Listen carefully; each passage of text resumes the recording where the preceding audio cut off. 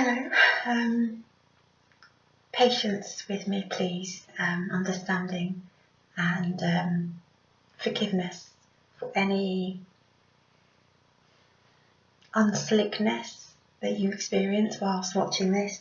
My first time. I have got a YouTube channel, but all I do is record my voice, and so being in front of the camera like this is really quite weird. Forgive my appearance. I shall explain all as I go on. This is going to be a very quick introduction to what I hope this channel will turn into. It's all about fibromyalgia, at least my experience of fibromyalgia.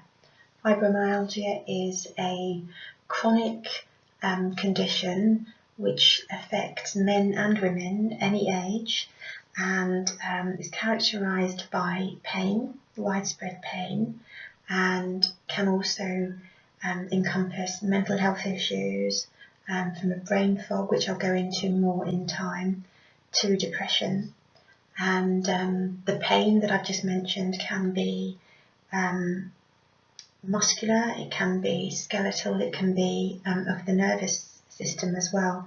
And if you want an actual definition of what it is, then please do go down to the description box. I'll associate a link to both NHS and Arthritis websites. They're probably the only two that I will use. By all means, do your research and read as much and watch as much as you possibly can. If you've recently had a diagnosis of fibromyalgia, we'll call it fibro from now because it's quite a mouthful, isn't it? But for my personal preferences, I only really like to go to the NHS website and to the Arthritis website, so those are the only two that I will ever refer to. I initially reckoned myself to have the condition nearly 4 years ago. It was September 2016, and I remember very clearly what happened to me. And I was doing all sorts of research into pain, particularly nerve pain, because that's the first thing that I experienced. And it was difficult to understand how I would know if I had it. And it was really my persistence in the matter and ruling out other things that it could have been. So, as I've mentioned, it was September 2016 when I initially was hit with some extreme pain that I've never experienced before. In the February 2017, my doctor,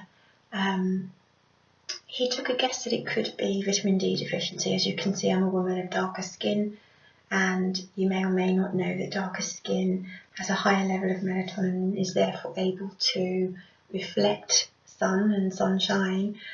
But vitamin D is actually made in the skin, and the paler you are, the better you're able to make it.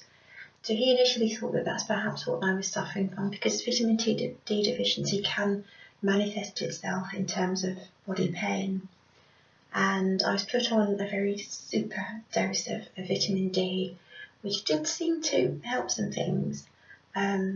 We also then ruled out arthritis, rheumatoid arthritis, a little bit later on. But you're probably thinking to yourself, well, what did the pain manifest itself as in September 2016? I was doing an awful lot of walking. I would walk to work, which was about a 25-30 minute walk. And then once at work, I was up and down the stairs all the time. And then during my lunch hour, I would walk around the park that was my employment was based in. And I then walked on the Wednesday evening. So I'd been to work the Monday, Tuesday, Wednesday, and I did about a 45-50 minute walk in the evening after work so I could get to the supermarket. I was wandering around the supermarket, and out of nowhere, a lightning bolt pain went up and down the back of my left leg. I had no idea what it was. It frightened me, stopped me in my tracks. In fact, I wasn't walking. I was stood trying to find out whichever product it was I was going to choose. And this pain went up and down my back leg, and my left leg, the back of my leg. And over the next few days, I would experience this, and it was like lightning. It's just, I called it electric pain. I still refer to it as that because I don't know what else to call it. And then I got pain in the back of in my lower back, and this began to frighten me. and on the Sunday, I'm a believer, I believe in God and believe in Jesus, and on the Sunday, I was really quite upset. I'm a single woman, so I have no one to help me around the house. If I'm sick and laid up in bed, I literally would be untended to. So I was a little bit upset, and a friend of mine noticed that I was upset, and she was praying with me, and then she had the good idea to ask another member of the church who had been a GP. He was a German man who had been a GP not many years prior to this, and I resisted. And then in the evenings, that was the morning service, in the evening, one of my sisters was talking to me about various things, and I mentioned to her what was going on, and she said, I won't go into it too much, but she used the word adjustments. She was sort of likening our experience as believers with a boiler that needs to be just overhauled, maybe once a year or so, serviced, and have some adjustments made to it. She used that word, which is not your everyday word. And then after the service, that was prior to the service, so a couple of hours later, not even, I happened to be face to face with this doctor who a couple of people had said, you need to talk to him about this. And he used the word adjustments, and if you're a believer out there, you know that when these things come in twos, it's pretty much that the Lord is saying something. So reluctantly, but acknowledging that I needed to, I asked him about these pains and what have you, and then he sort of did adjust my body, and he showed me some exercises to do, and he sort of put my body painfully back into kilter. Some stretches that he did across my legs and my hip and my lower back, and it was painful. I won't deny that, but I had a great ease for the next 3 or 4 weeks. Anyway, so that's my first experience of what I now know to be fibro. Rapidly after that, I noticed a deterioration in so many other aspects of my body.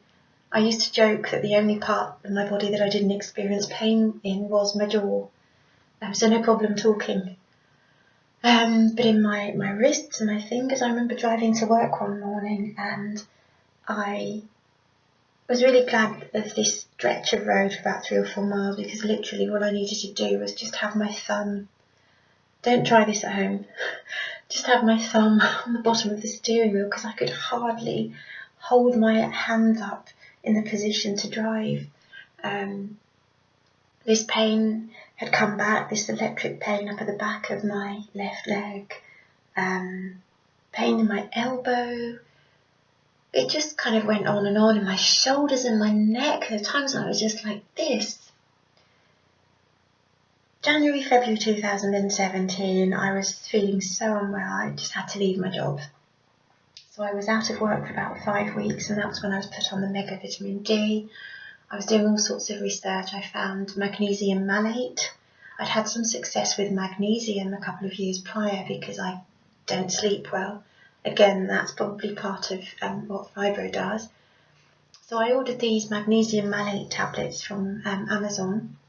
I shouldn't have said that. I don't like to use websites. I'm not here to advertise, and I'm not sponsored by anyone or anything. But I ordered them from that website, and they came very quickly.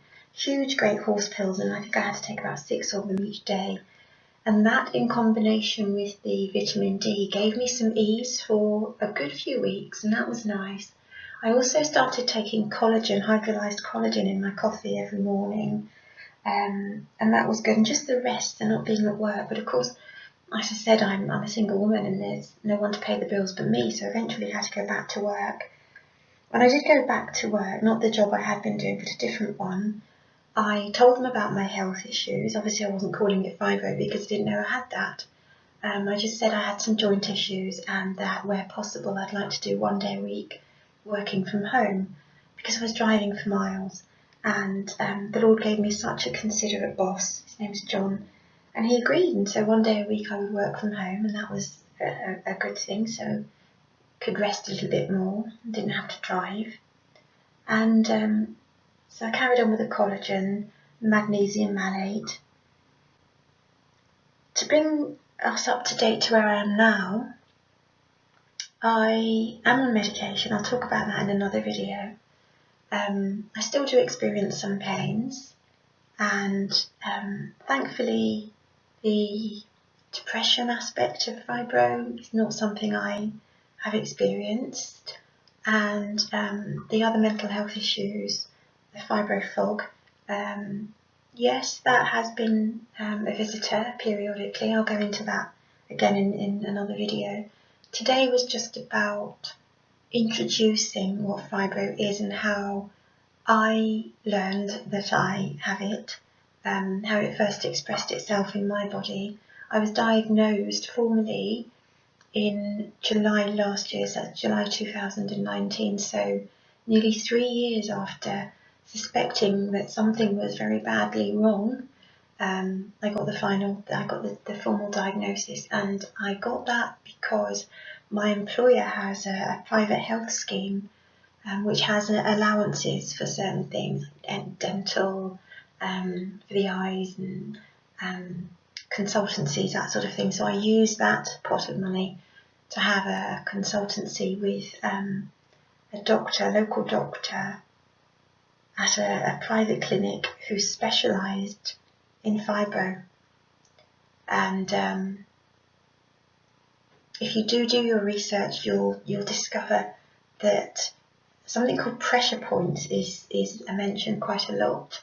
These pressure points across the body, up and down the body, which when pressed produce pain, and people who have fibro don't have the issues in all of those potential pressure points. That would be awful, but some of them, so this consultant was prodding me in these places, and I was particularly responsive in my feet and in my tummy.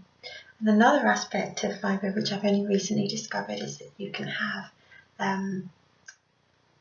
digestion and bowel irritations. You can have IBS and other stomach pains and what have you, and I'll go into that again in another video. I just wanted this to be shorter than 15 minutes, and I'm nearly there. And so yeah, if you can get something like that through your employer, then I would suggest, make use of that. But it can be difficult to diagnose if you don't respond to these traditional pressure point agitations. Then it may be that your doctor writes you off as not having it. But it may be that you don't. Maybe you're just thinking, well, do I have that? And your research has led you to possibly fibro. Just watch as many. And actually, when I say watch as many, I haven't found that many videos or personal experiences of people, especially people at my age or my situation, and that's why I kind of want to do this journey with you. I mentioned at the beginning that it can affect men and women of all ages, and I know that for a fact because the only other live person I've met who had fibro was a strong, healthy 22, 23-year-old man, and I was at the point, as I say, this might have been around May, June 2017, of just kind of thinking, I bet that's what I got. And he was asking me all these questions, and he was just saying, yeah, you got fibro, yeah, you got fibro. So, strong young man, and he has it.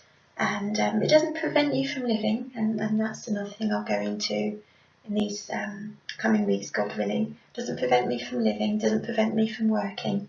Of course, there are many things to be considered.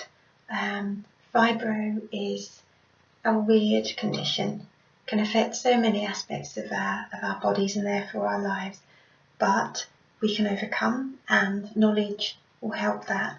I'll go into diet, exercise, sleep, sunshine, well-being. That's the last thing I'll mention. I'm in my bathroom, as you can probably tell, and I'm looking maybe a little bit metallic. I treated myself to a Chantecaille blusher to try and make myself look and feel a little bit better. It's turned out really terrible. I look like the Tin Man, but more on that and everything else to come. Take care, God bless, and we bust this fibro thing together. Bye-bye.